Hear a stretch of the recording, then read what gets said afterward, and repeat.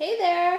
So I want to take you through the 21-day fix meal plan and how to calculate which meal plan to follow for you. Um, this is, like I said, the 21-day fix meal plan. However, the format for calculating it out is very similar for each program within Beachbody. So even if you're not doing 21-day fix, you can follow these steps to figure out which meal plan to follow for the program you are doing. But here we go. Let's dive in. All right. So this is 21-day fix. I'm in Beachbody On Demand, and when you open it up, it usually starts, can you see that? On your workout list. To get to your nutrition, to the meal plan, you're going to select program materials and just scroll down to the nutrition tab. Once you open up nutrition, scroll down to the eating plan. There's also a vegan eating plan if that's better fit for you. So as my eating plan opens up, basically this is going to give us a very simple calculator to use to figure out what your target calorie range should be while you're doing this program. Okay, oh, that didn't open. Nutrition, eating plan, take 2. Okay, here we go. So it opens up a PDF. If this is your first time doing a new program, I definitely recommend taking a few minutes and reading through this information. There are great tips. It explains how the programs work, how the meal plans work. It's definitely worth the time to just kind of read through it. But for the purpose of this video, we're just going to scroll right down to the meal plan calculator. So we're going to scroll through to page 6. Here we go. Now this page has your meal plan calculator. And first we're going to calculate your caloric baseline. So you need an actual calculator to do this. This is just the steps to take. Or if you're really good, you could do it in your head, but I need a calculator. So you multiply your current weight times 11 to get your caloric baseline. Step 2, you're going to add 400 to your caloric baseline. The 400 is the number of calories you're going to burn doing the 21-day fix. So you take your caloric baseline plus 400 to give you your maintenance calories.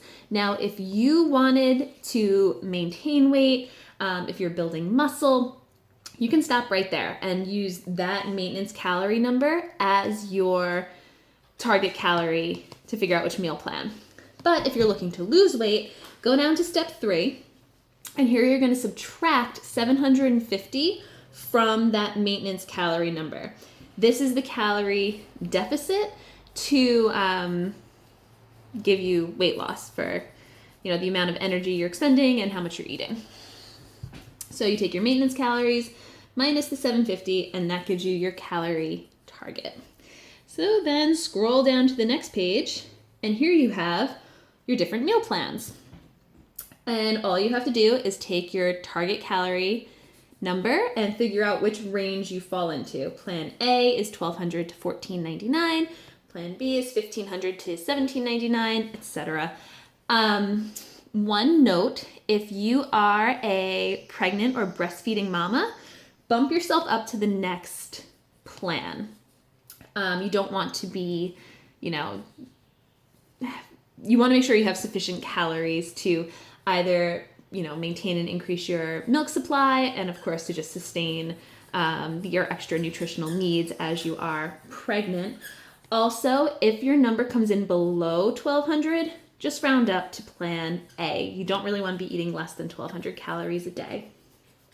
So once you find which plan you're going to be doing, A, B, C, or D, then all you do is look down and it tells you how many servings of each food group you're going to eat. And so for plan A, you would eat 3 servings of vegetables every day, 2 servings of fruit, 4 proteins, etc., etc. Now these have the color containers, the portion fix containers here. So If you're using the container system, all you'd have to do is fill your green container with vegetables 3 times. Whether you eat one big salad or you have, spinach in your omelet in the morning and carrots and hummus for lunch, like for a snack or whatever it may be. In total, you want 3 green containers of veggies. If you are not using the portion fixed containers, I have a cheat sheet that I can share with you that tells you what each container is equivalent to in standard measuring cups. So like a green veggie container is 1 cup. So even if you don't have the containers, you can still follow this plan pretty easily. Then if you scroll down a little bit more, there are some tally sheets. So you can keep track of your containers as you eat them throughout the day. There are also apps for this. Personally, I find it much easier to track things on my phone as I am often, out and about. I make food and I take it in my car all the time, and whatever the case may be, it's just easier for me to have it on my phone.